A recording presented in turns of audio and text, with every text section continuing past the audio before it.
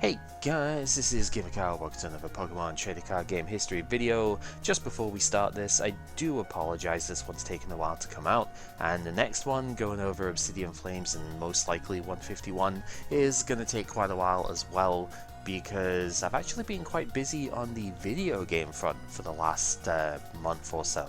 Apart from just World Championships, I was always excited to see that. For the first time just about ever, I have actually been able to do some local stuff for the video games up in the north of Scotland, and like we've literally never had a scene for this until this year, and Aberdeen is trying to get stuff going that way. They had one event on the 31st of August, which was Reg G, actually won that one, which was insane, and there's going to be another couple this month, but I'm going for the 21st is the one I want to go for, because I can't really afford to go to all of them. And that one's going to be the bigger one. That's the one everybody wants to go to, the 3-month League Cup type thing. So it should be really fun, and I'm looking forward to that. But I also haven't played that much of the video game for quite a while, so I need to get some practice in for Regulation H as well. So yeah, just a quick thing. I don't want to stop doing this series by any means. We are so close to finishing this now as well. It's still a lot of fun, and I want to experience the way these sets go, but it may still be a little bit slow because of that. Also, Stellar Crown is releasing next week, and so Pepper is going to need to do a lot of work on the pack stuff for that. So yeah, we're going to be busy in the next week, but hopefully at least in a couple of weeks' time, we should be able to go back to this and have a lot of fun. So, Paldea Evolved is the set we're doing today. This is the Worlds 2023 set. It's a bit weird now that our rotations are disconnected from the Worlds format, but yeah, a couple of sets into the Scarlet and Violet block, and we have our World Championship set. Regrettably, this is not one of those World Championship sets that's going to change a ton about the format, but it does have its own promo down here. Paradise Resort is the new World Championship promo. It is a completely useless card at this point. They've gone all the way from Tropical Beach to the what was becoming more expensive Champions Festival, down to this completely useless thing that only reduces the retreat cost of a Psyduck in play by 1. Most Psyducks have more than the 1 retreat, and honestly, Beach Court would do the same thing here, but give your other basic 0 retreat, or less retreat as well, so you'd literally never play this even if you somehow were playing Golduck. To this day, we still don't have like a chase card Golduck. I think actually, with one exception, there was a break card for it, so we've technically have one, but it's also the worst kind of one that we could have ever had, because it's just the gaudy gold thing. So yeah, there's no good Golduck to go for, so I don't know what this is all about. Somebody just really likes Psyduck, and I think that's fair. I think one of the original creators of Pokemon had Psyduck as their favorite, right? So cool, I suppose. Champions Festival was starting to become a bit more expensive, and I think people were wanting to get a reprint of it, partly because we missed 2 of them because of COVID, but also because God of War players worked out that they could use Champions Festival to heal 10 from their even HP Pokemon and get an extra energy acceleration out of it. So yeah, it was actually picking up because Guardy was the runner-up deck in Worlds this year. Mew actually won, but Todd came real close. So yeah, Champions Festival was expensive. This card is obviously not, but I like the idea of the Worlds promo just being a trophy rather than being a playable thing. We do not need another Tropical Beach on our hands here. As far as the set goes though, we have a ton of cards in here. It's like 270 something, I think. It's a really big set, and there are a ton of gorgeous artworks and stuff down the bottom here. Like, we could go over these for absolutely ages if we really wanted to. Artwork appreciation at an all-time high. However, like I said, playability maybe not the highest, but what is really good in here is going to warp the game for sure, and we will be going into a ton of that as we do. I have broken this up into a few categories over here. The first one I want to note is just the new single prize archetype in here, because there's actually some fun stuff for that. There's a small handful of meta-playable Pokemon, and even then, one of these is kind of stretching it a little bit. There's a pretty reasonable amount of trainers in here, and we do have special energy. Scarlet Violet base set did not have special energy, which was very weird actually, because I think every base set has had special energy. At least, no, I think actually every base set has had special energy. It's kind of an outlier. Very strange. I'd have to look into it, but I'm pretty sure almost all of them have. Maybe Gen 5 didn't. The Gen 5 also had DC even before. Whatever. There's some off-meta stuff here. A couple of these we will be exploring as decks this week, because honestly, there's a bit of a lack of playability out of this set.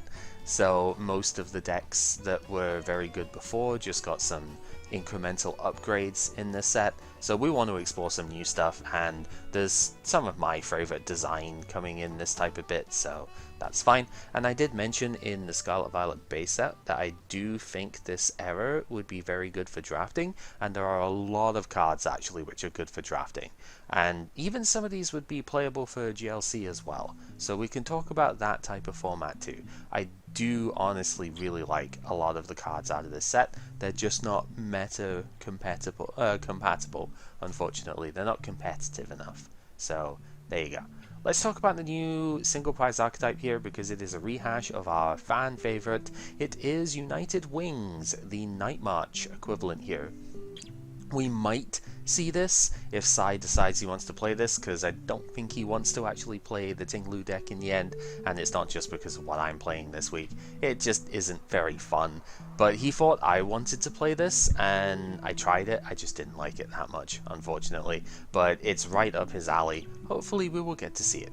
United Wings is an attack that does 20 damage for each of the Pokemon in your discard pile that has the United Wings attack. We have 3 Pokemon that have it, just like the most of the previous versions of this. Mad Party had 4, but we will get a 4th Pokemon later on. So look out for that.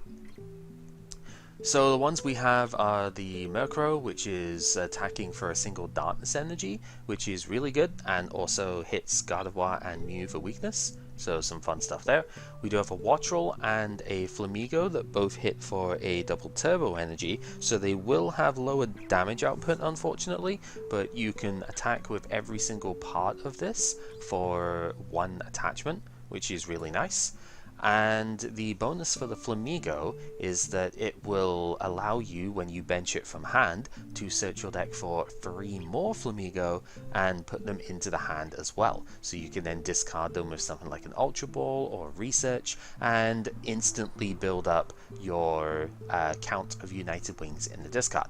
I want to slightly tangent this one real quick because I would talk about this down below, but this Flamigo should be really good for draft as well.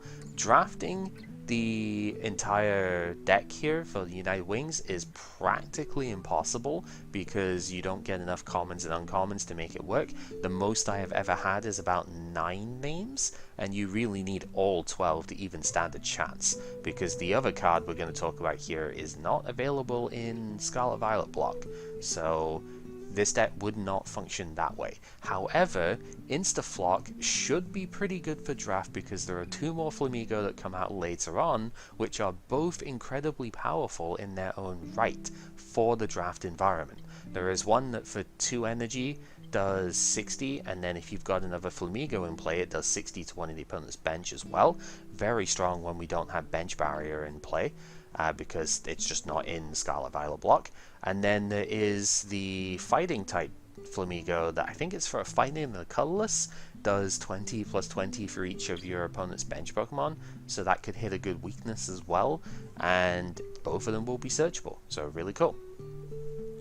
Now, obviously this works because we have single energy attackers here, but we also have the Ditto that was used a little bit in a Spiritomb deck before.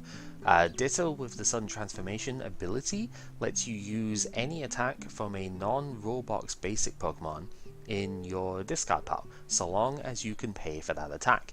So this means even if you have all of your United Wings Pokemon in the discard pile, you can still attack with the actual Pokemon itself. It's not quite the same as Night March that way, which did kind of suffer if you didn't have any Night Marches in play. This actually lets you hit, say, for 240 damage using even just one Darkness Energy, because you'll have Murkrow in the discard. So, really cool. There are two further pieces of support for this deck that come out in the future. One of them is a Kilo Wattrel, which will snipe 10 per United Wings Pokemon in the discard, so it's a lesser hit, but it can hit anywhere. And then there's actually a Dartrix, even as late as Shrouded Fable, that comes out that has this attack. It's a little bit annoying because it is on a stage 1, but it's also a Grass type, which hits a very good weakness as a result in the future. So this deck does get support. It is not particularly competitive, but Alex Sharansky did get 64 for NAIC with this thing, and somebody else I forget the name of got 66 in that as well, so they were like right next to each other. So that's kind of cool. It's better than Mad Party, and definitely better than Lost March ever did, so neat. If you like Night March, maybe this is the deck for you. Let's get to the actual meta-relevant stuff though, and we're going to start with Luxray, but I think before we talk about Luxray, we should probably talk about the energy that fuels it, because this will determine the deck that it goes in. Reversal Energy will be very familiar to anyone who has played in Generations 3 and 4, especially Gen 3, because this is a spiritual successor to Scramble Energy. Unlike Scramble Energy, this can be attached anywhere, which resolves one of my big issues with the card. It will only provide a colorless energy if you don't fulfill the conditions for it, but Scramble Energy could only be attached to a Pokemon that fulfilled its conditions, which meant that it was a pretty dead energy in the early turns of the game, and that messed up energy attachments quite badly. This one doesn't suffer from that. The conditions are that you need to have more prize cards remaining than your opponent, and this needs to be attached to an evolution Pokemon without a rule box. So it can't be attached to, say, a Gardevoir EX, only the non-EX Gardevoir. However, if those conditions are fulfilled, this is a triple Rainbow Energy. 3 of any energy at a given time. And obviously Gardevoir is the reason I'm bringing it up, is because Brainwave does extra damage per psychic energy that Gardevoir has attached to it. If it has one of these and it's live, that is plus 90 in terms of how much damage it can do, and that will make it a humongous swing. You have less of a reliance on Zacian now, because now you get to use the Gardevoir to do basically as much damage as a Zacian could. A Zacian could do more technically than a Gardevoir because you could attach more energy to it. This kind of makes up for that difference. It's very powerful, and Gardevoir can start hitting 300 damage now relatively easily. It's kind of nuts. The main attacker in the set that will use this is Luxray, because for that Scramble Energy cost, 1 Lightning, 2 Colorless, you do 180 damage and then 20 to yourself. That's fine, it's going to get knocked out anyway in the subsequent turn, so the self-damage doesn't really matter. But the reason this is a Reversal Energy card is partly because it's stage 2, but mostly because if you're behind on prizes, you actually get to just straight bench this from your hand. So it's kind of nuts, actually. You just get to instantly put it down and then put the Reversal Energy on it because you're already behind on prizes to play this, and then it's swinging for 180 on a single prizer. Pretty respectable, to be completely honest with you.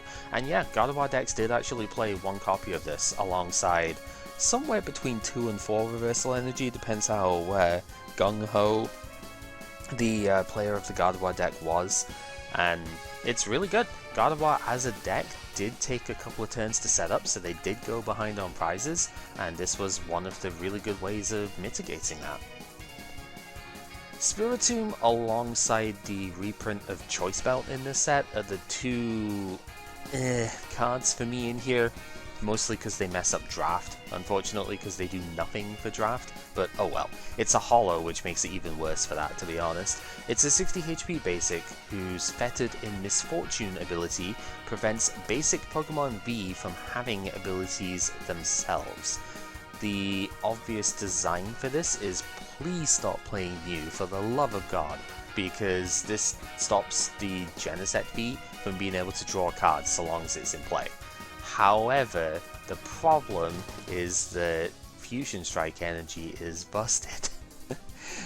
If the reason that this didn't work as well as it should have, and the reason why Vance won Worlds, is because Fusion Strike energy prevents the Pokemon it's attached to from being affected by the opponent's abilities. So if you can attach energy to Genesect with that, specifically the Fusion Strike one, then you can still just use the Genesect that it's attached to. So you can often get one or two, I forget exactly what the thing is called. It's not disc reload, it's I think it is just Fusion Strike system is the thing, but like it's the draw ability. You can still use one or two of them in a turn and still get pretty much all of your explosive plays off. It's really silly. This can stop some other stuff though. It will prevent Luminion from having abilities, which is pretty intriguing. It will also potentially stop some cheeky little things that like the Empoleon, if the opponent's trying to stop your Lost Box from doing stuff. If this is in play before they get Empoleon in the active, then you can kind of stop them from having that, which is pretty cool.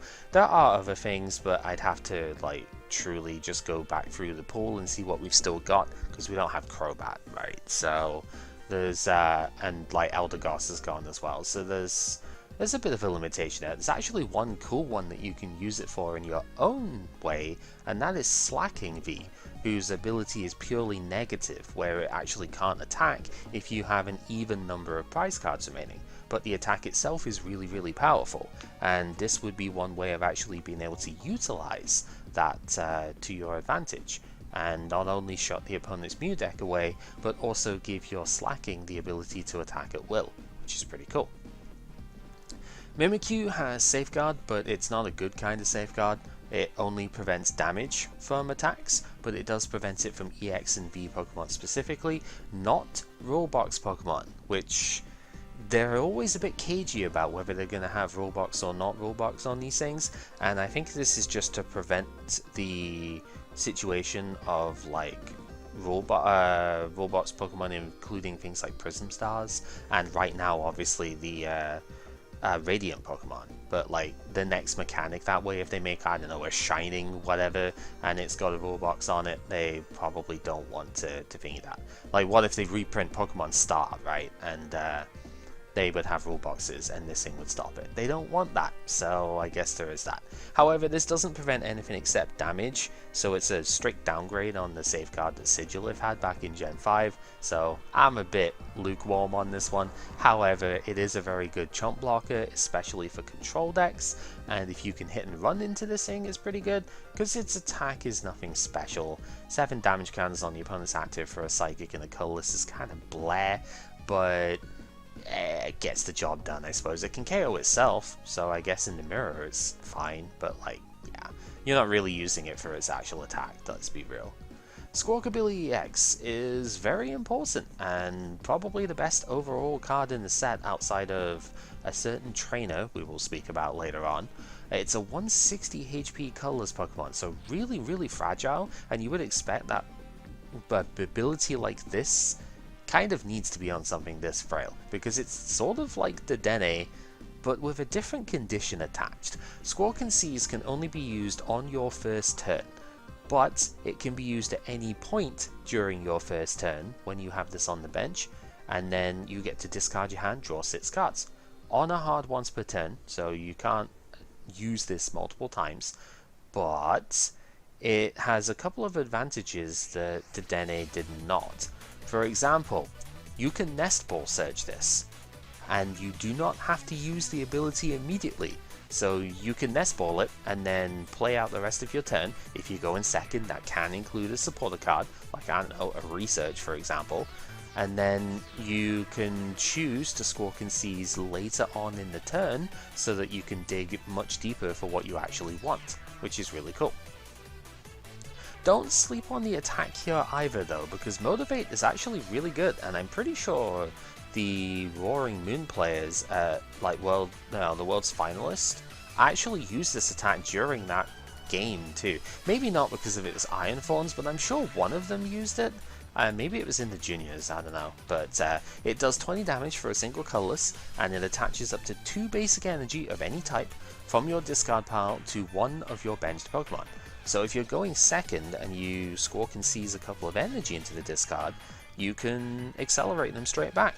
You might give up 2 prizes for it, but you might also kind of be okay with that because of the combat focus that this generation has. And this set does include a couple of combat cards that we've, well, one we've already mentioned, but has a trainer card that is also very good for that. So you might not even be in that bad of a spot for giving it up. The last thing you can do is if you fill your bench up, and this is one of them, you can collapse Stadium to remove it from the bench before it becomes a liability. So it can actually still work in your favor too, because then Collapse Stadium prevents the opponent from popping off quite as hard as they want to. Cool card.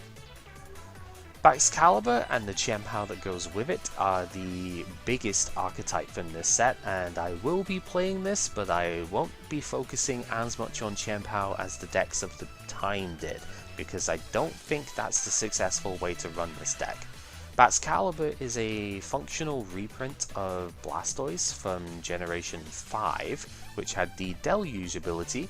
Basically the same as Super Cold over here. As often as you like during your turn, attach a basic water from your hand to one of your Pokemon. The Blastoise had an attack that scaled based on the water energy it had, but it was very expensive for not that much damage. But given the era it was in, that was fine. This one, for 2 water and colorless, just does 130. Kind of enough to deal with some evolving basics and stuff, but nothing too dangerous otherwise. I imagine GLC players will really enjoy having this around because it means they can play both one of this and one Blastoise. They do play a Highlander style format, so they cannot have like 4 Blastoise in the deck, but now they've got 2 versions of this effect, so that's pretty cool. And technically they've got a third in Frostmoth too, but that one's a bit more restricted as to where it can go, so yeah, I don't know, could be pretty good for that. The Chien-Pao that goes with it is a 220 HP EX Pokemon that, when it's in the active spot as a soft once per turn, can search your deck for up to 2 basic water energy, put them into the hand. So obviously combining this with the Baxcalibur allows you to double energy search and then attach them and use the Hail Blade attack, which for 2 water discards any number of water from your Pokemon in play and does 60 damage for each card discarded this way. So you usually discard the 2 off the active Chien-Pao because that's likely to get knocked out, but you can discard as many as you can or want to and have an unlimited damage cap, which is pretty good. It means that you can KO even stage 2 EXs if you can funnel enough resources in. There is a reprinted trainer that will help us keep the energy flow going in Superior Energy Retrieval. So just like the old Blastoise Black Kieran deck, that's what this is mostly based on, I feel. You can discard 2 cards, get up to 4 basic energy from your discard pile into your hand. Key difference with this compared to the old Superior Energy Retrieval is the Gen 8's up to clause being here. You can discard 2 cards, get 1 energy out the discard, which is sometimes useful for Bibarel, because you can, if you don't have Baxcalibur in play for example, in this deck, you could discard 2 cards, get 1 basic energy for your turn attach, and then Bibarel suddenly draws 3 more cards than it was capable of drawing before. So that can be pretty useful in its own right. Otherwise, this deck is of course very explosive, but can be pretty fragile and sometimes is a little awkward to set up, but it's a water deck. It's got Irida, so Irida for Baxcalibur Rare Candy is a pretty good thing, and with enough draw support around it, it can be very, very powerful. It did only manage top 16 placements in NAIC and Worlds for this format, but it is still a deck to be feared. And I have a slightly different version which I think is pretty cool. I just need to make 1 tweak to it, which is to put an energy search into the deck, because Irida for energy search is pretty useful. And once I've got that, I think it's going to be pretty awesome to showcase. So looking forward to that. Tinglu is the boring card from this set. Enough said. Yeah, Tinglu is a 240 HP fighting type the X Pokemon. It is another massive basic. It is in the fighting type, so you can use Rock Chestplate if you wanted to, or there is actually another thing called Bravery Charm in this set, which effectively gives your basic Pokemon plus 50 HP, just like the old Cape of Toughness did, just under a different name. So you can make this a 290 HP Pokemon and make it really hard to KO. Penny could potentially be used as healing at that stage, but its attack cost is extremely expensive for that. We'll talk about the attack before the ability because it kind of adds some context to it. For 3 fighting energy, you do only 150 damage, but you do put 2 damage counters on one of the opponent's bench Pokemon. That sounds like a really terrible attack, and to be honest it is. It's mostly because the attack is too expensive at triple fighting, but the damage counter placement is specific, because as long as this is in the active spot, the opponent's non-EX Pokemon that have any damage counters on them do not have abilities. So the 2 damage counter placement is targeted specifically to put damage down on the opponent's consistency cards, etc., and prevent them from using them in the next turn. The huge disadvantage to this is the triple fighting cost. We did actually see Iron Fawns, a very similar disruptive floodgate type thing, actually win Worlds. No less it's spoken about that, the better, I think. But the reason it was successful is in no small part because of the double turbo that it could play, where this has to be free fighting and doesn't get to preserve energy. There's a whole bunch of other reasons why Fawns was better, but a lot of it is down to the energy cost, and triple fighting is just too difficult to pay. What people tried to do was to play Koraidon with this thing, but I don't think they built the deck correctly, because I'm pretty sure you need more than like 10-11 energy to make Koraidon work. Koraidon ends your turn for using its ability, but it lets you accelerate 2 fighting energy from your discard pile to your Pokemon. I think they have to be benched, but I can't exactly remember. But the point is that it can accelerate 2 to a Ting-Lu, and that would in theory let you get this going much faster. Gutsy Pickaxe could also potentially be used and was used in the deck too, but again with only like 11 energy total at most in the deck, I don't think that's enough. I think you need to go down a Miraidon style thing and have like 14 to 16 even in the deck for it to work out. So yeah, I don't think they quite cracked this one, and probably for the best, because this ability is pretty toxic if it can pull off. I do think there are better ways of building it though, so if you were really interested you could probably go back and do it. Wouldn't recommend it though, it's not that good of a deck. Chi-Yu EX is the fringe one here. Honestly, I would be tempted to put this in off meta, but I'm pretty sure control decks replace the Crabominable V with this later on, because its trigger avalanche attack is exactly the same as the Jealousy Singe here, where for a fire energy you discard the top 2 cards of the opponent's deck. I think the reason they swapped it is because then you can play Magma Basin in order to accelerate to this, where that then lets you play like less fire energy or something, I think. I don't exactly remember, but I know this got played because of that. I have technically also seen Flame Surge used here as well, so I guess we should talk about it. For 2 fire energy, it does 100 damage and chooses up to 3 of your bench Pokemon, searches your deck for a fire energy for each of them, and attaches it to that Pokemon. So you're trading 100 damage and 2 fire energy on a 190 HP 2-prizer to accelerate 3 energy into play. Personally, that doesn't sound like a very good deal, and I know it's a little bit more setup to get them in the discard, but I think the Volcanion from like Silver Tempest or something, it was either Silver Tempest or Crown Zenith, like somewhere around there, I think that's just better. For 1 fire energy that did 20 and then accelerated 1 fire from the discard to 2 of your bench Pokemon, but it's a single prizer, so it feels like that would just be a lot better if you're going for that style of thing.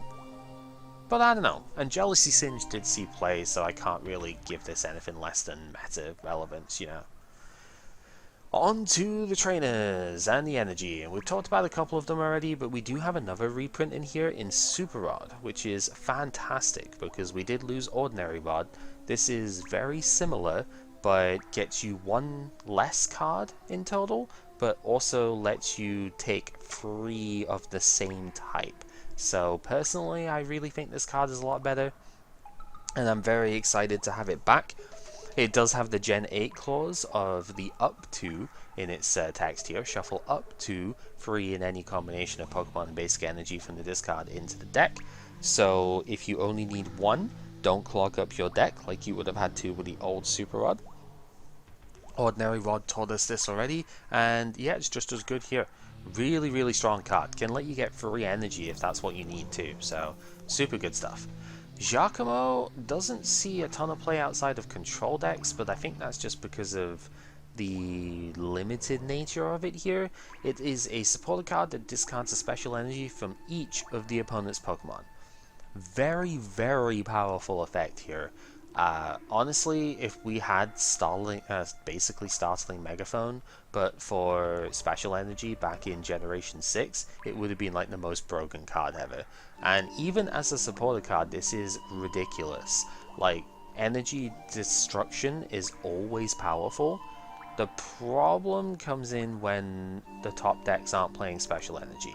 Or it's in the case like Gardevoir, where it doesn't matter that they're playing the special energy, because if they're playing it, it's simply going to be on something that you're going to KO anyway, and therefore don't need this effect.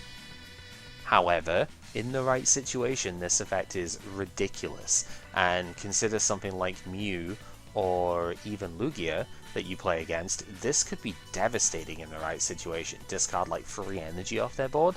Very, very strong. So, cool card, just difficult to slot in. It's like the 65th sort of card that you'd want to play. Iono is the big card from this set. This is the one everyone was excited about at the time, and as much as I didn't like the implications of it, I do think it was for the best here. Iono is a combination of N and Marnie. It has Marnie's bottom decking effect and N's prize count effect.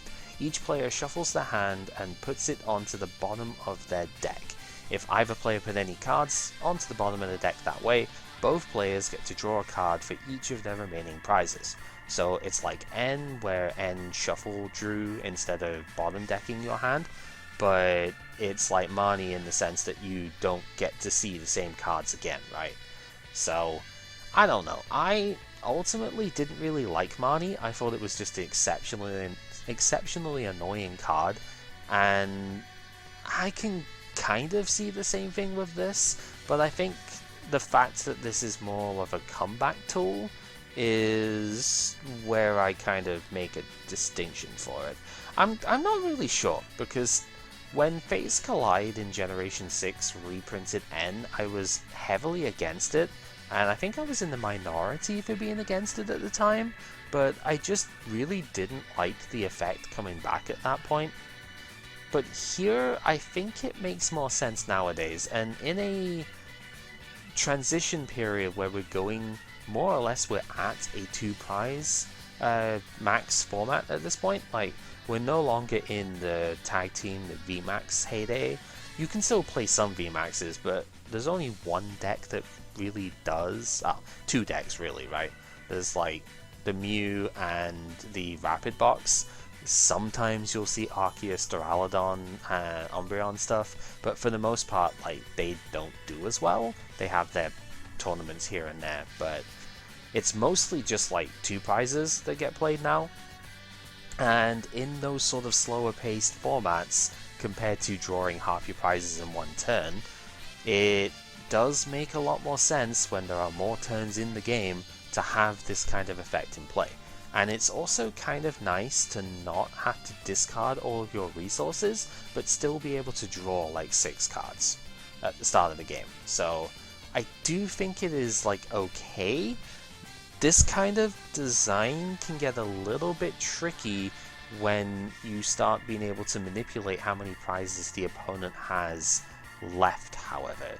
And what I mean by that is if you can make the opponent take prizes during during your turn, this starts to get a little bit tricky, and we do eventually see that in Shrouded Fable. So jury's out as to whether this card is still going to be healthy in a Dust Noir meta, but at least at this current point in time, I think this card is really good, and, you know, like, not too unhealthy for the game. So, cool stuff. And do expect to see this in most decks. Do expect to see this as like a 3 or 4 or in quite a lot of decks as well, and had the same treatment. So yeah, stupidly good card. Artisan is kind of Nestball, but I keep forgetting about the stipulation on this one. It's a stadium card that lets the turn player search their deck for a basic Pokemon that doesn't have a rule box and put it onto the bench. I always forget that it has that stipulation, but this is really good for evolving decks that lets you get your basic Pokemon up, because then you evolve into the EXs later. Super good stuff.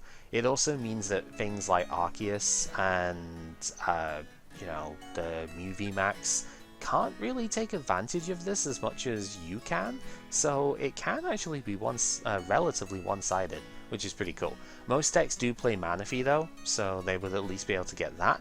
But you probably don't care if you don't really have any bench damage in the first place. Yeah, this card can be really good, and a lot of decks will play it because it just gets you extra setup, which is very nice.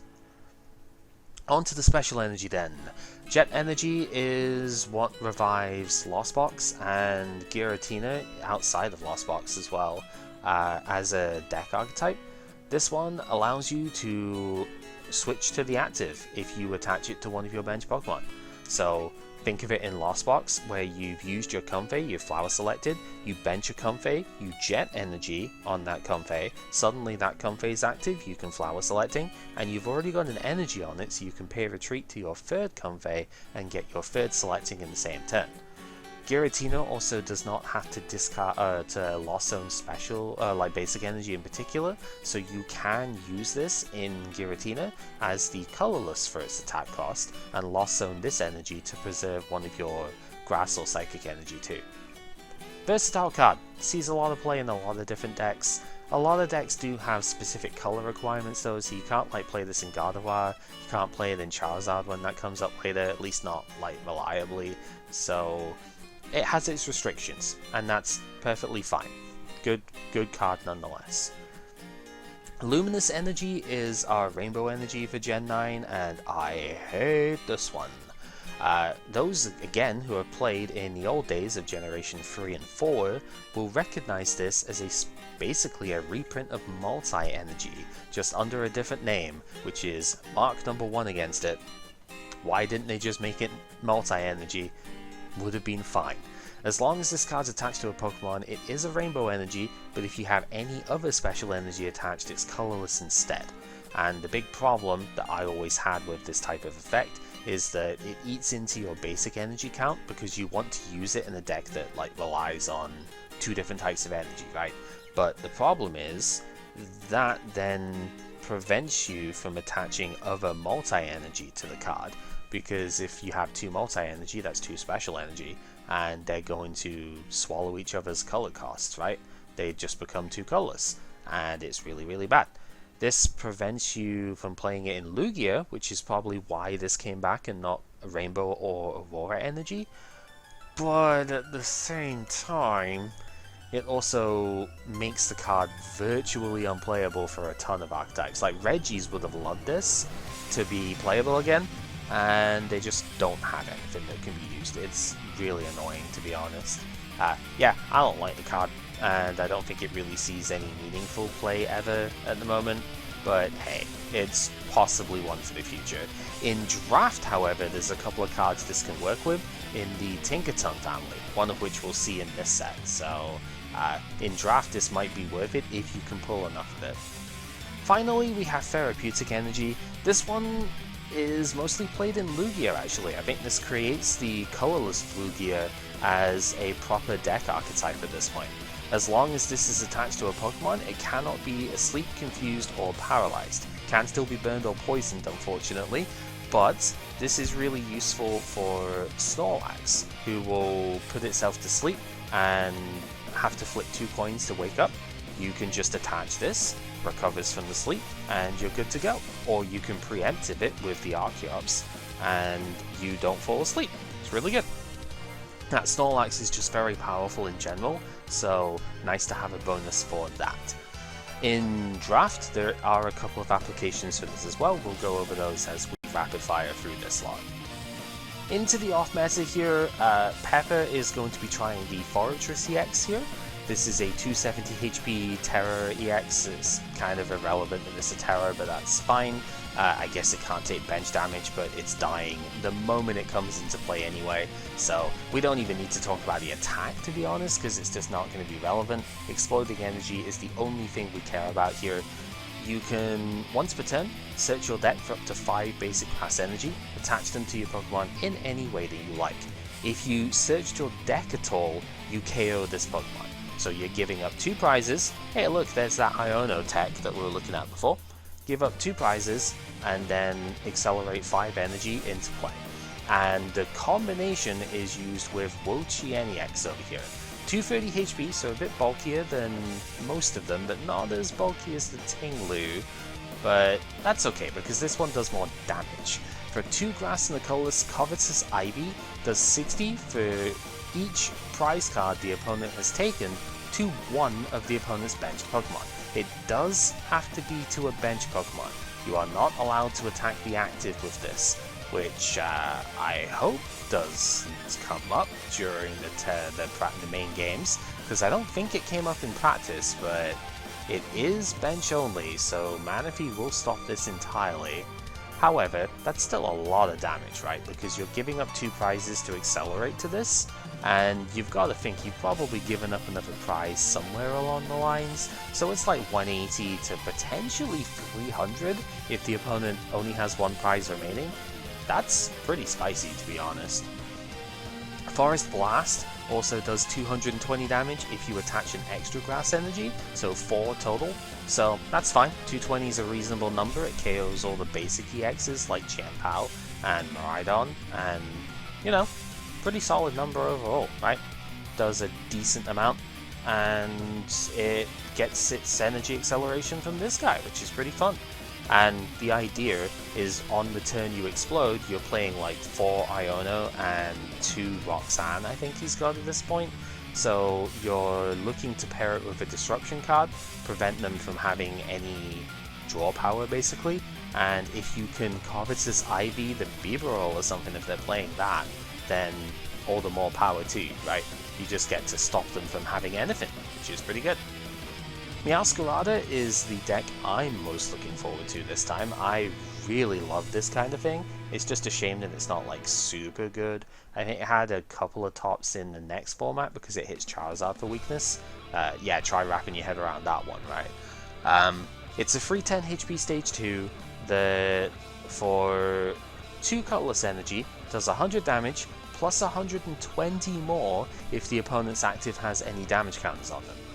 Bouquet Magic is how you're getting damage counters on their field, but it can't go to the active. You discard a basic Grass Energy from your hand and put 3 damage counters on one of the opponent's benched Pokemon. So pretty frustrating that you can't go to the active, but that is why Radiant Alakazam is played, so that you're able to move damage counters from Bouquet Magic's placement to the active and get your most likely 200 damage, because you're probably using double turbo energy to power this thing, because your Grass Energy is used to fuel the ability, and you can pay with double turbo to do 200, which is pretty cool. The reason I really like this sort of deck is because Medicham is playable here as well. If you manipulate your damage numbers properly, you can Yoga Loop and get an extra turn out of it too, because Yoga Loop is also double turbo energy payable. So you can double up on the Bouquet Magic, and it is very strong. Really, really love this sort of thing. I've always loved the Crobat style abilities, and this one's a little bit weaker than like a Crobat or a Decidueye, because it does take more resources and whatnot, but it's also a very good attacker, and yeah, Meowscarada, pretty cool. Tinkaton is the one that can use the special energy the best out of this set. It's a 140 HP stage 2, so very frail unfortunately for stuff that way, but that's okay. If you discard a card from your hand once per turn, you can draw 3 cards, which is pretty good. And then for a Psychic and a Colorless, Special Hammer only does 90, but you double that to 180 if you have any special energy on this Pokemon. So a couple of good ways to do that is with Jet Energy obviously is one. Luminous Energy is the one you will hope for in Draft, because that'll be really good for a Tinkaton later down the line, which can do the same amount of damage for 1 energy, providing it can do both Psychic and Metal as its cost. So basically any Rainbow style energy and you can do that. And it can work with Reversal Energy as well, so it's pretty good. It has an EX in this set as well. I have to show this one because the regular art, for whatever reason, was siphoned off as a promo card. Don't know why it wasn't this one, but whatever. 300 HP EX, so very, very frail, unfortunately, for a stage 2, but still bulky enough to survive most hits, right? So I guess you can't complain too much. For 2 colors energy, the attack we care about is Big Hammer, and it lets you do 30 for every card in your hand. So double turbo, I guess, could get put on this as well, and you could still do some reasonable stuff. In theory, you build up your hand with the regular Tinkaton, because you're +2ing every time you do this. And if you can build up enough of a hand size, you could probably do like 300 damage and KO everything. That's maybe a bit wishful thinking, but it is still possible. And yeah, the idea is cool, but I just don't think it's that great. I'd be hesitant to do this in Draft even, unless I had a very good amount of Tinkaton already, and just want like a big chungus sort of hitter, right, that's gonna survive a turn. Maybe then it's useful. Pulverizing Press isn't really worth talking about, so we won't. And then finally for the Pokemon, I want to talk about Titan here, because this is another Reversal Energy Pokemon.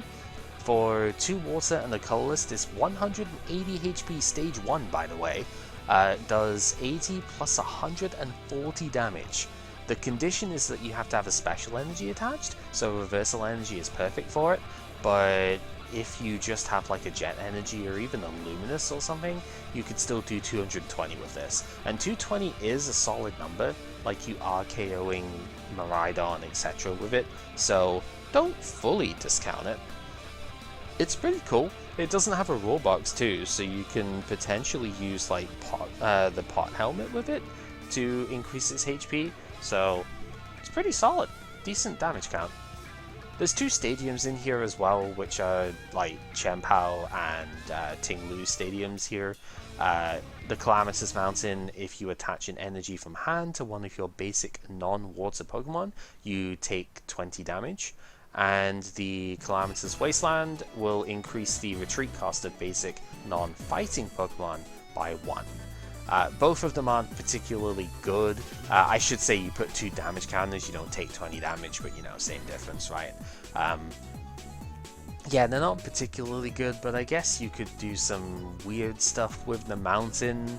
Maybe there's some times where this actually matters for specific decks like Zoroark or something, but Gape Jawbog is just better, so, you know, whatever. And it doesn't even affect evolutions whatsoever, which is very strange for this type of effect, to be honest, but hey, it is what it is. And Calamitous Wasteland just isn't even worth talking about, because sure, it's the opposite of Beach Court, and that's kind of cute, but, you know, retreat cost in that sense almost never matters, and again, it doesn't affect evolutions, so it's kind of whatever. We do have quite a lot of draft slash GLC slash whatever sort of cards to go through, so let's just try and rapid fire these, because I know I've been yapping for quite a while on the stuff here. Raichu is pretty cool if you have a Pawmot deck going, I think, because Lightning can already, you know, you can already do some good stuff with it. It can charge itself up, but good luck doing that in not dying the turn after, but if you see an opening, kind of whatever. Thunderbolt is the main thing though. If you've got enough electric generators from the previous set, you might be able to charge up a 200 hit on a stage 1. You have to discard all the energy, but that is still quite powerful, so respect. Wigglytuff is the accelerant for therapeutic energy. You can once per turn just attach a therapeutic from your hand to one of your Pokemon. If you have happened to pull 4 of them and you get a couple of these, it's a pretty good card. I think it also works with the EX in 151, so that's kind of nice. Slowking EX is a 270 HP Psychic Terror Pokemon who, for 2 Psychic Energy, searches your deck for up to 2 cards, puts them into the hand, and does 130 damage, which is pretty good. Status conditions on the first attack can also be good. Confusion is annoying if nothing else. Pressures switching cards if the opponent has too few of them. So that's quite nice. Reasonable with Gardevoir if you pulled it before, because you could search for the Candy Guardian and get yourself going that way. There's 3 different Paldea and Tauros cards in here. They do all share the same name, unfortunately. They don't have their separate types in the name, like they're like Aqua Style or Aqua Breed or whatever it's called. So you can only play 4 total, but the reason I'm bringing them up is because they have Raging Horns as their attack. For 2 colorless, they all do 20 plus 10 for each damage counter that's on this Pokemon. I'm not sure if it's possible to survive enough hits for this to be worth it, but this is the same attack that was on the old Reshiram and Zekrom from Black and White base, and it was part of the reason they were insane. So I gotta think you could at least experiment with them. I think in general the Water Tauros is the best one though, because for a that'd be silly. For a Water in a double colorless, it does 60 to one of the opponent's Pokemon, and we mentioned before that bench barrier does not exist in Draft. There's only one Pokemon that has that effect, and it is Rabska later on, and that's very late on, and also a stage 1, so yeah. So you can snipe with this one, and in Bascalibur decks in particular, I think this would be a pretty good inclusion. But otherwise, there might be some use for them, especially if you can cover a type weakness with them or something. They do have other attacks as well, but they take colored energy costs, so kind of whatever. Clodsire is a very bulky 280 HP stage 1, that's on the biggest side for the stuff here. There is one bigger that we'll see, but it's very beefy, so there is that going for it. And if there's a stadium in play, you can poison the opponent's active Pokemon once per turn. Bit of a damage mod, not too bad. For a dark and 2 colorless, it does 200 damage, but if you flip tails, it can't attack next turn. So a little bit awkward. Not a humongous problem if you play enough switch cards, so if you pull a couple of these you could probably work around it. I think the attack cost is a bit difficult to charge in sealed even, but it's a very big boy, so you could probably do some fun stuff with it that way. Tyranitar is pretty nuts. Again, the only reason this doesn't see standard play is because it's just a little bit too costly for in terms of like card economy, right? Being a stage 2. But in Draft, this thing looks insane. 180 HP stage 2, about the biggest you could expect from a single prizer. And for 1 Darkness Energy, it does 30 plus 30 for each of the opponent's bench Pokemon. If you max out the bench, this is doing 180 for 1 energy, which is ridiculous to be honest. And if the opponent sees Larvitars and stuff, they have to start playing around it immediately, which might mess up their setup a bit. For 2 Darkness Energy, you do a whopping 230 damage, which is KOing even a lot of the basic EXs, which are going to cause problems. You do have to discard the top 4 cards of your deck to do so though, so this might not be the most reliable attack, but considering Route already does enough, this is a good cherry on top, and I think if you pull a bunch of this should be a fantastic deck to play in Draft. It's low maintenance in terms of energy, so you don't even need that much to, like, you don't really need anything to accelerate to it, I don't think, because Route is just such a good attack anyway. And yeah, you don't have to rely on the opponent playing high bench in order to do good damage. So yeah, stupidly good card, I think. Pelipper is awesome. It's just not necessary in Standard, I guess, because it is a stage 1, so it's a little bit awkward that way.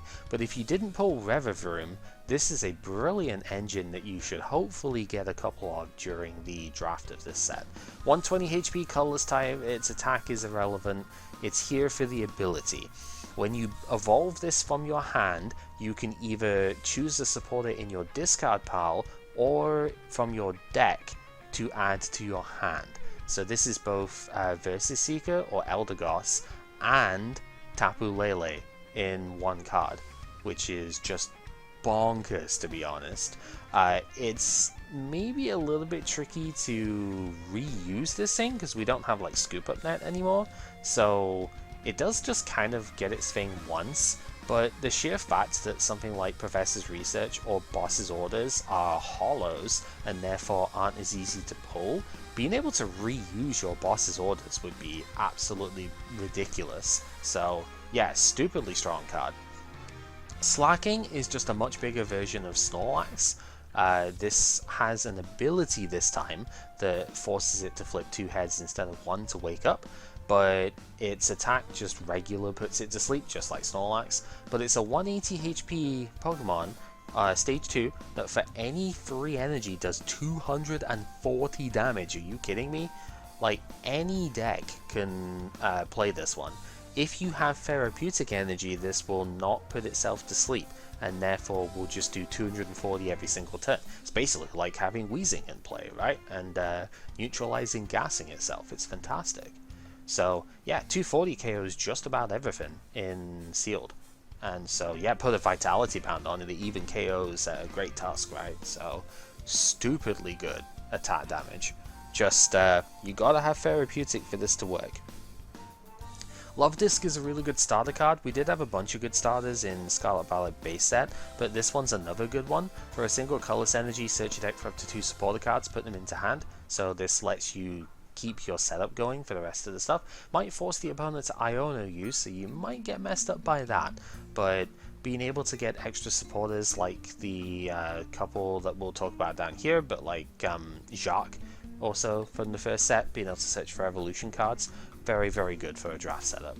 I'm not sure how good a Abomasnow would be, but preventing healing could be very strong because there were some good, and there are actually a couple of good healing cards in this set as well, which could really mess stuff up. So preventing the opponent from doing a healing strategy might actually be relevant if your deck doesn't do one-shot numbers, so could be worth considering.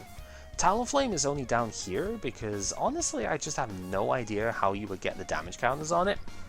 But for a single fire energy, this 150 HP stage 2 does 160 damage if it has any damage counters on it. Unfortunately, Magma Basin is a Generation 8 card, so we don't have the easy decision here of being able to go attach from discard and just do 160 with that. So we have to get creative with it, and maybe this is where the Calamitous mountain thing happens. You just attach to the Fletchling, do 20 to that, and then rare candy it. Suddenly you've got 160 damage, and it's a lot of pressure for not a lot of energy. Noivern EX is a very irritating card. This did see a little bit of play in the future in Regidrago lists, but right now Regidrago isn't very good at the time of this set coming out, and it also got removed from most of those lists because it's just not that good in the end. For double turbo energy, this 260 HP, 0 retreat cost dragon type, so pretty mobile at the very least. It lets you do 70 and prevents all damage done to this Pokemon next turn by basic Pokemon, so that can shut off like Miraidon decks pretty hard. They have to gust around it, which is annoying for them. And for a Psychic and a Dark Energy, you do 140 damage and prevent the opponent from playing Special Energy or Stadium cards from their hand. So very similar to Whimsicott V-Star or the old Giratina EX, stuff like that, right? The Chaos Wheel sort of effect. Pretty cool, but not enough damage. Really, it's too hard to charge up because you can't like Dart Patch or do any fun stuff that way to it. And not every deck even plays Special Energy, so you don't really stop like a Gardevoir deck, for example. You don't stop a Miraidon deck, and they just kind of bowl you over, so yeah. Oricorio is one of the first healing things that you can do here. This lets you heal 20 damage from your active evolution Pokemon once per turn. Very strong with a couple of EXs in particular that we'll talk about here, but also just a good way of making sure that the opponent doesn't like kill you in 2 hits, so could be pretty fun. Lycanroc EX is very irritating because I imagine Gust is going to be a little bit harder to come by, like on every turn at the very least, and so Scary Fangs off of this thing could be pretty strong. For a fighting and a double colorless, this does 140, which isn't very much, but during the opponent's next turn, if you get damaged by anything, you put 10 damage counters on the attacker, which is a huge amount of pressure to put on, because if they don't attack you, then you just keep getting to do this, but they have to attack like through this at some point, right? We don't have escape rope in draft, so this could be very annoying to deal with. So yeah, I think it's a pretty cool card. Carparager EX is big, and his name is big, that's basically it. He is not a cat, however, he's an elephant, obviously. 300 HP stage 1. Ridiculous. Just ridiculous. But it gets better, because this thing takes 30 less damage from any attack, including its own Nosequake, because it will hit your other Carparager on the bench. Nosequake does 260 damage for 2 metal and a colorless energy, but it does do 30 damage to each of your benched Pokemon. It's basically Crocodile from the previous set, but much bigger in like every way. However, if you are using multiple Carparager, those Carparager won't take damage because of Bronze Body, which is pretty cool. Yeah, it's humongous damage. It could potentially just work because it is a gigantic body that can often take 3 hits, because it takes effectively 360 damage to 2-shot this thing, which is like full power on 2 hits in a row. It's kind of absurd. So yeah, I think this thing has got a lot of potential for draft. The only question mark is how do you charge it? And also, like, could you survive the bench damage? But there is a card we will talk about you could pair this with to mitigate that. Skeledirge is the one that Chip actually used alongside the Oricorio in order to provide a pretty good deck in their evolution series that they're doing. It's a 340 HP EX. It is a stage 2, obviously, but that is still the top end of damage, or like HP totals at the moment. And it kind of needs that for its second attack. For 2 fire energy, it does 270 damage, but it does 10 less for every damage counter that's on this Pokemon. 270, of course, KOs just about everything that isn't also a stage 2 EX, so that's pretty good. But if you can heal it with stuff like a few Oricorios on the bench, then you can keep this attack doing pretty respectable numbers for like 3 turns, and yeah, you're just going to get a lot of KOs with this. You can use Vitality Song if it's going to get a knockout. 1 fire energy, 50 damage, heal 30 from this Pokemon, so you might get a little bit of extra healing that way. But yeah, this is one of the main reasons I think Abomasnow might actually be a reasonable tech, is because this card really hurts if you can't deal with it in a couple of swift attacks. Quaquaval EX benefits from the fact that the regular Quaquaval would let you accelerate any basic energy from your hand to one of your Pokemon, so you have inline acceleration, you don't have to play Baxcalibur, and that's good because for 1 water and the colors it does 230, but it does put 2 energy back into the hand, so you do want to have energy acceleration for this thing. But if you've got a Quaquaval engine from the first set, and that is one of the cool decks you can build in set 1, this might be your extra attacker that you could use. It's a good attack, so yeah. Also 320 HP, so it's gonna live some stuff. Low Kicks is very similar to the old Lucario V from, I think it's Lucario, no, it was Lucario GX, because it was an evolution based thing, and it does pretty much exactly the same thing actually. It's like just 10 more damage on it. For 1 grass energy it does 30 plus 100 if you evolved from Nimble this turn. The only problem with playing this immediately is that we don't have Professor Turo's scenario, so we can't like AZ pick this thing up, and that's unfortunate because it really would be nice to accelerate, like not accelerate, but just keep attacking with these and just be really cool with it, but it is only 120 HP, so maybe it's just going to get knocked out anyway, and Nimbles are very frail, but if you pull like 4 of this, you could probably do some fun stuff, like 3 or 4 of them, and Super Rod them back into the deck, etc. You could easily have a high pressure, low energy sort of investment stuff here, and I think it could be strong.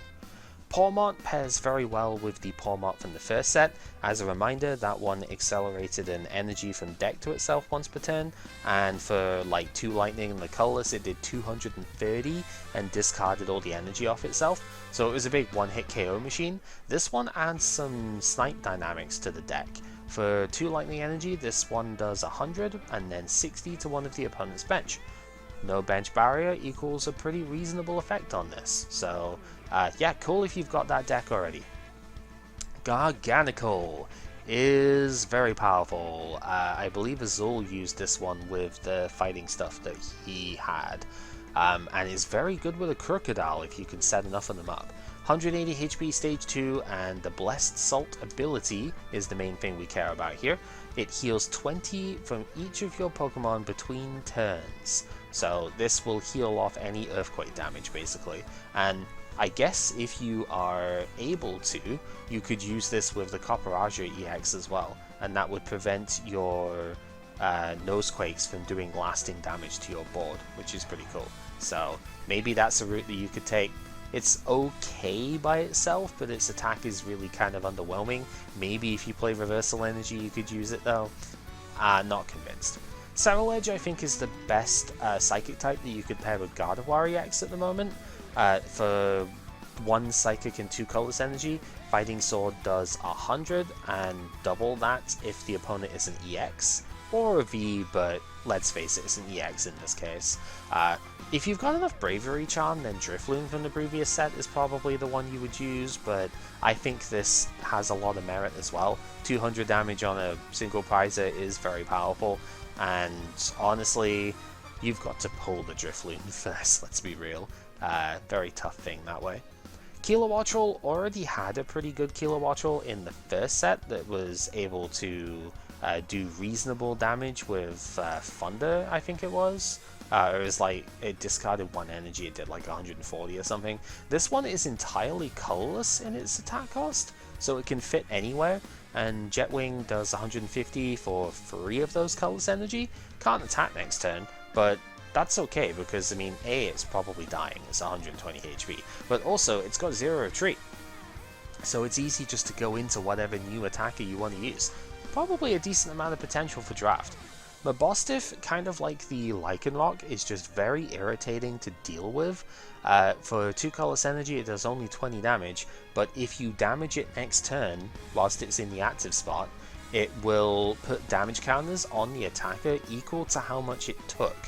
Now, just as a reminder, your maximum HP does not dictate how much damage you take. If you only have 10 HP left but the opponent does 300 damage to you, this comeuppance will do 300 back to them. So overkills are a very bad thing against this, and it's just a super annoying card to deal with. So yeah, could have some merit in draft. Glimmora was also used by Azul in their Evolution series. It has the Shattering Crystal ability. If it gets KO'd, the owner flips a coin, and if heads, the opponent can't take prizes for KOing it. Just very dumb, very annoying ability. It also has the Poison Petals attack for a single fighting energy. Poisons the opponent, puts 6 damage counters on them instead of 1 between turns. So, kinda neat. Also has 130 HP, so surprisingly big for this kind of effect. Yeah, there's a Glimmora EX that comes out next set, that's what it actually pairs with very well, but it's just super annoying. Very irritating to deal with, and hopefully we don't have to deal with it if we ever do draft on this, because, yeah, I don't like it. Veluza, I think, is a bit more of a speculative one. If you don't have a hand, then it can do 120 for a single water energy, which is very good on a basic Pokemon, don't get me wrong, but not having a hand is probably really difficult to do in draft. So I don't really think this is so super good, but just in case it's something it can work with, here it is anyway. And then we finally have like 5 trainers to go over that we haven't managed to speak about in the main stuff. Clavel is a godsend for draft sort of formats, and I think GLC really loves this card as well. Search your deck for up to 3 basic Pokemon with 120 HP or less. Put them into the hand. So obviously it can't get you big EXs and whatnot, but this lets you search for all of your evolving basics and some of the single prize basics as well. So there's some pretty cool stuff you can get with this, and it is really, really nice. Faulkner is pretty solid, I think, because Mesagoza and Artisan are both very, very good for draft formats. You draw only 2 cards, but if you have a stadium in play, you draw 2 more. So if you're playing like 6 or 7 stadium cards because you want to play all the Mesagoza and all the Artisan that you have, then this is very often a draw 4, and that can be very good when you don't have 4 of every draw supporter, so just saying, could be useful. Grusha is also a draw supporter, but it's a far worse one, unfortunately. You only draw until you have 5 cards in your hand, which is just pathetic, to be honest. This is going to be like worse than the Mona most of the time. If you don't have any energy in play though, you draw until you have 7 instead, which is still pretty pathetic. It's probably still only going to be a Nemona, but you might be so far down on draw supports, you might just not have pulled many at all, that this could actually be an option. Any card that says draw cards is something you've got to look at in draft until you have a critical mass, right? Saguaro, I think that's how you pronounce this one, I don't know, is kind of weird. You choose up to 2 of your Pokemon in play and heal 50 damage from each of them. I'm thinking this in the Copperaja deck could be something that you would use, because you could heal like 50 off of 2 different Copperaja or something, but like, I don't know, any sort of big tank deck, like Great Tusk could maybe even use this. There's some stuff in draft that you could use it for. I don't think it's strong enough outside of that though. But hey, it's a cool effect nonetheless. And finally, there's the Practice Studio. This card, I think it's kind of neat, I just don't think it competes with the other Stadium cards in Standard. The Stage 1 Pokemon will do 10 more damage to the opponent's active Pokemon. Obviously, the opponents will do 10 more to you as well, but if you're playing a Stage 1 deck like the Copperaja potentially, or the Clodsire, or even just looking back at some of the other stage 1s that we've seen in prior formats, right? Heck, even if you're playing the Satitan, you could do 10 extra damage. Sometimes that's enough to make the difference. That would KO Wochien, for example. So, yeah, if you're playing a stage 1 heavy deck, maybe that's something you could consider. This set, like I said, isn't really super impactful for the main format, though there are some very strong cards in here. Squawkabilly Iono in particular see play for basically ever. They still see a ton of play even right now in like Shrouded Fable format, so there you go.